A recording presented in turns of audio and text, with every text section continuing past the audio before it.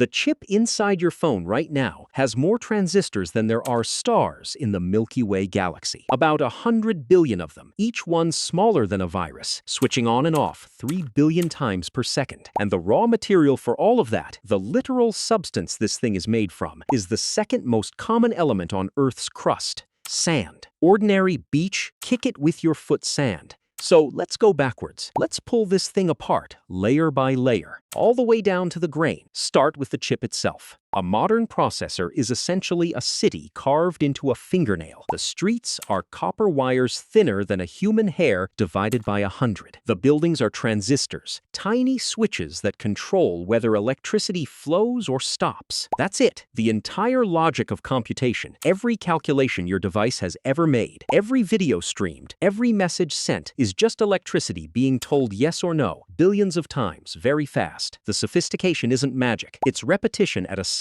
that breaks your brain. Now peel back one layer. To build those transistors, you need a semiconductor, a material that isn't quite a conductor like copper and isn't quite an insulator like rubber. It sits in between, and that in between is the whole trick. You can control it. You can tell it when to let electrons through and when to block them just by applying a voltage. Silicon is the best semiconductor we've found for this job. Cheap, abundant, and stable enough to survive the insane conditions of a fabrication plant. But here's where it gets uncomfortable. The silicon in your chip is not the silicon in sand. Not even close. Sand is silicon dioxide, silicon bonded to oxygen, basically glass. To make it useful, you have to strip the oxygen out, purify the result, and then, this is the part that sounds made up, you have to grow a single crystal the size of a log, slice it into wafers thinner than a sheet of paper, and make sure the final material has a purity of 99.999999999%. 11 nines. That's called 11 nines purity, and achieving it is one of the most technically demanding things humans have ever done. To give you a sense of scale, if that silicon were a swimming pool, the total amount of impurity allowed would be less than 1 drop of dye. Getting it wrong by even a fraction ruins every transistor on the wafer. Peel back another layer. To achieve that purity, you need industrial chemistry at extreme temperatures, above 1,400 degrees Celsius. That requires precision furnaces, which require electricity, which requires a grid, which requires generators, which requires an understanding of electromagnetism that took humanity until the 1830s to formalize. Michael Faraday, working in London in 1831, figured out that moving a magnet through a coil of wire generates a current. That's it. That's the entire principle behind every power plant on Earth. One observation, made with a piece of wire and a horseshoe magnet, sitting beneath every semiconductor fab on the planet. Keep going. Faraday needed a coil of wire. Wire requires metal drawing, which requires metallurgy, which requires smelting, which requires furnaces hot enough to melt ore. The oldest evidence of copper smelting is from around 5000 BCE in the Middle East. Humans figured out that if you heat the right rocks to the right temperature, you get liquid metal that you can pour into any shape you want. That was the original manufacturing revolution. Not the industrial one. This one, 5 millennia earlier, when someone realized that matter itself was malleable. But even metallurgy needs something before it. It needs free time. It needs people who are not spending every waking hour finding food, and that requires agriculture. The shift from hunting to farming, which happened roughly 12,000 years ago in the Fertile Crescent, is not just a food story. It's a cognitive liberation story. Once you can grow more calories than you personally consume, you can have people who don't farm. You can have a blacksmith. You can have a scholar. You can have someone who does nothing but stare at wire and magnets for decades until they figure out electromagnetism. Every processor ever made is downstream of the moment some anonymous human in the ancient Middle East decided to plant a seed instead of just eating it. This is the thing that gets lost when we talk about technology. We treat inventions like isolated events. Someone smart had an idea and everything changed. But there is no isolated event. There is only a stack. Agriculture enables surplus. Surplus enables specialization. Specialization enables metallurgy. Metallurgy enables precision instruments. Precision instruments enable the scientific method. The scientific method enables electromagnetism. Electromagnetism enables the power grid. The power grid enables industrial chemistry. Industrial chemistry enables pure silicon.